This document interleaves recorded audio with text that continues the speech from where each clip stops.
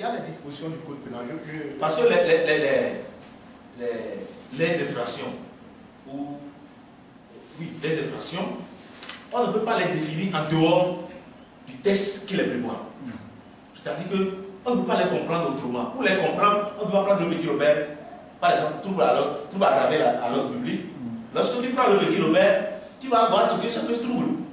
Tu peux le définir. Tu vas voir ce que c'est que trouble aggravé. L'ordre public, tu peux le définir suivant le petit Robert. Mais cette définition-là, ce n'est pas ça qu'il faut prendre en compte. C'est ce qui est contenu dans le code. Un autre code aussi, dans notre pays, peut le définir autrement.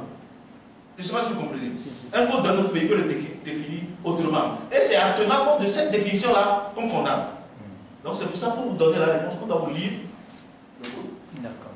Et avant de lire, à la suite de ce qu'il a expliqué, qui est très pertinent, c'est que nous disons toujours que la loi pénale est d'interprétation stricte. C'est-à-dire que vous ne pouvez pas faire des déductions. Vous ne pouvez pas faire des interprétations en partant du général au particulier et en faisant des interprétations par analogie. Non. Quand la loi pénale dit que c'est 2 jours, s'il ne paye pas sa dette, je donne un exemple, s'il ne paye pas sa dette, pendant 2 jours, il sera poursuivi. Il faut que les 2 jours soient expirés avant qu'on puisse le poursuivre. Vous ne pouvez pas me dire non, il sonnait. Non, pas du tout. Il n'y a rien à faire. Donc je vous lis un peu l'article 495 du code du nouveau code pénal qui punit le trouble ou les troubles aggravés à l'ordre public.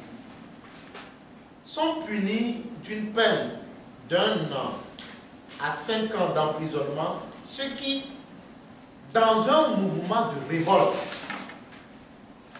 participent à l'édification des barricades ou autres travaux pour entraver l'action de la force publique. Ceux qui envahissent les édifices et bâtiments publics en y semant la discorde ou le pillage. Ceux qui incitent d'autres personnes à la révolte par des promesses, des menaces, des ordres ou des signes de ralliement. Ceux qui, enfin, se livrent au pillage, au préjudice d'autrui. Donc il y a 4.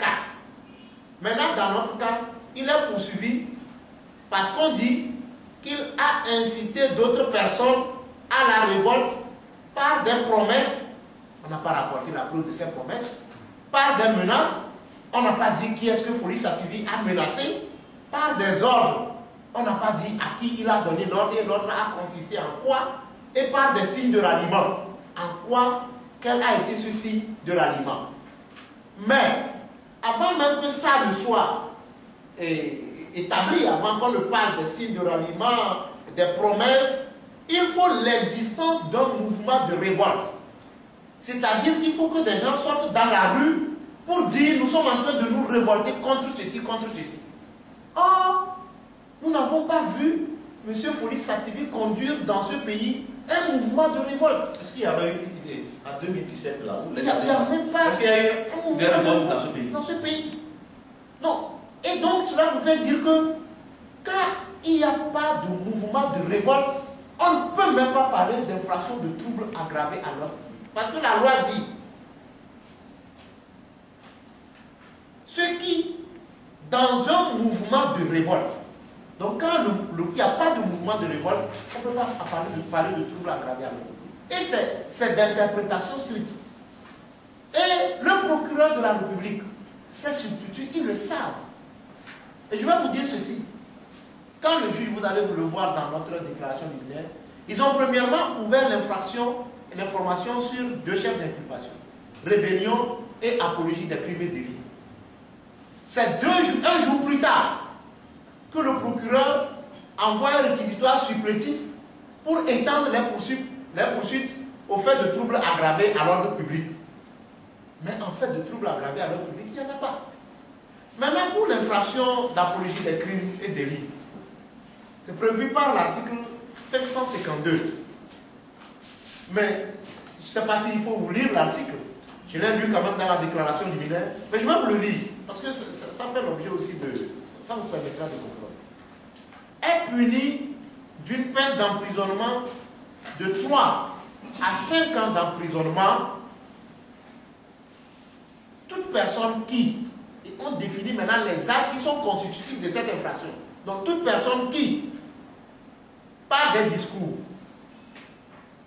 par des cris ou des menaces proférées dans des lieux ou des réunions publiques, soit par des écrits, des imprimés, des dessins, des gravures, des emblèmes, des images, ou tout autre support de l'écrit, de la parole ou de l'image, vendu ou distribué, mis en vente ou exposé dans des lieux ou réunions publiques, soit par des placards ou des affiches exposées au regard du public, soit par tout moyen de communication au public par voie électronique.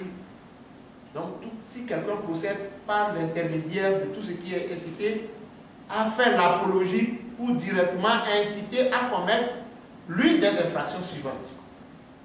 Maintenant, on cite les infractions. Il y a les atteintes volontaires à la vie, les atteintes volontaires à l'intégrité physique de la personne, notamment les agressions sexuelles. C'est-à-dire qu'on devait avoir des affiches, des écrits, des discours, des paroles dans lesquelles M. Foli Sativi a appelé à porter atteinte à l'intégrité physique des gens, à procéder à des agressions sexuelles. Vous et nous sommes au Togo. Est-ce que nous avons entendu une fois M. Foli Sativi demander qu'on n'a qu'à aller agresser? Voilà. Ensuite, qui doit tenir des discours demandant aux gens d'aller voler, d'aller piller, d'aller dégrader, d'aller détériorer, d'aller détruire. C'est lorsque vous tenez des discours pour demander aux gens d'aller commettre ce genre d'infractions contre les biens, contre les personnes, c'est à partir de ce moment qu'on peut dire que vous êtes en train de provoquer ou que vous êtes en train de faire l'apologie des crimes et des délits. Donc, il ne suffit pas, ou bien il ne s'agit pas de n'importe quel crime. Il ne s'agit pas non plus de n'importe quel délit. Il faut que le crime ou le délit soit prévu par la loi et fasse partie des crimes qui sont cités à cet article-là. Sans ça, on ne peut pas vous poursuivre pour apologie ou provocation des crimes ou délits. C'est pour cela que nous disons que la loi pénale est d'interprétation stricte. Or, dans le cas de Sativi, la dernière fois, le procureur Vainement a pu dire que dans ce message, cette capture d'écran, on fait un message et en bas on met Baye Foli Sativi. Tout le monde peut le faire. Et on fait transcrire des messages capturés sur les écrans, on ne sait pas sur quel portable. On fait transcrire ces messages qu'on oppose à Foli Sativi. Or, ces messages ont été transcrits en l'absence de M. Foli Sativi. Ce n'est pas normal. Quand on veut vous opposer un acte de procédure, on transcrit un acte d'un portable à un autre. La moindre des choses, c'est que vous soyez présent, qu'on le fasse devant vous. Qu'on vous dise que c'est sur votre portable qu'on a transcrit le message. Ça n'a pas été le cas. Mais on dit que ce message lui appartient. Ces captures d'écran, on a fait sur quel portable, on dit que c'est pour lui. Parce qu'on a mis sous Baye Foli Sativi. C'est-à-dire, je compose un message, je mets sous ce message Baye une personne d'entre vous, et on vient vous prendre pour vous dire que c'est vous qui avez fait le message. C'est sur cette base qu'on condamne quelqu'un à 2 ans d'emprisonnement ferme. Nous pensons, c'est la gravité au fait de la situation. Pour dire que non, ce n'est pas les infractions de rébellion, ce n'est pas de troubles aggravés à l'ordre public, ce n'est pas les infractions d'apologie ou provocation à des crimes. C'est parce que Foli Sativi, on dit que c'est un tribun. Il se fait attirer la sympathie d'un militant. Être un tribun, c'est un crime. C'est un tribun d'être... C'est un crime. Si son talent, c'est de bien parler, c'est d'être un rhéteur, un bon orateur, si c'est ce talent que Dieu lui a donné, c'est un crime. C'est ça qui dépasse ceux qui sortent les mains armées pour aller tuer les enfants sur les lieux de manifestation. Non, nous croyons. En fait, c'est dangereux, au fait. Ce que nous disons en tout amusement, c'est très dangereux. Parce que lorsque la justice, comme mon confrère l'a dit, on utilise désormais la justice pour asseoir une dictature douce. Et quand vous allez poser la question au ministre, au garde des Sceaux, il dit non, que la justice s'en charge. Or, ils savent qu'ils ont donné des instructions, mais ils vous disent que la justice s'en charge de ces dossiers. Au fait, c'est hypocrite. On utilise la justice, on dit non, la justice est là pour dire le droit. Ce n'est pas le pouvoir exécutif, c'est les juges. Ils sont indépendants, ils vont le faire. Nous avons dit, faites des enquêtes, vous allez découvrir ces genres de magistrats à qui on confie ces balles de zone. Appelez-les, demandez-leur, posez-leur des questions.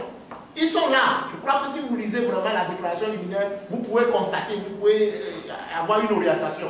Ils sont là et à chaque fois qu'il y a un dossier pareil, c'est à eux qu'on confie. Tous les dossiers que j'ai cités, de Pachan Nassimbe, de Pascal Bodona, Olivier Ama, il y a des gens à qui on a confié le règlement de ces dossiers. C'est pas normal.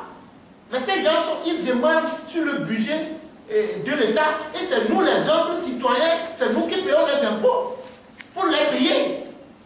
La justice est rendue au nom du peuple et cette justice ne peut pas être utilisée pour brimer le peuple. Nous refusons ça au fait. C'est pas normal. Voilà un peu. Je ne sais pas s'il y a encore d'autres questions pour...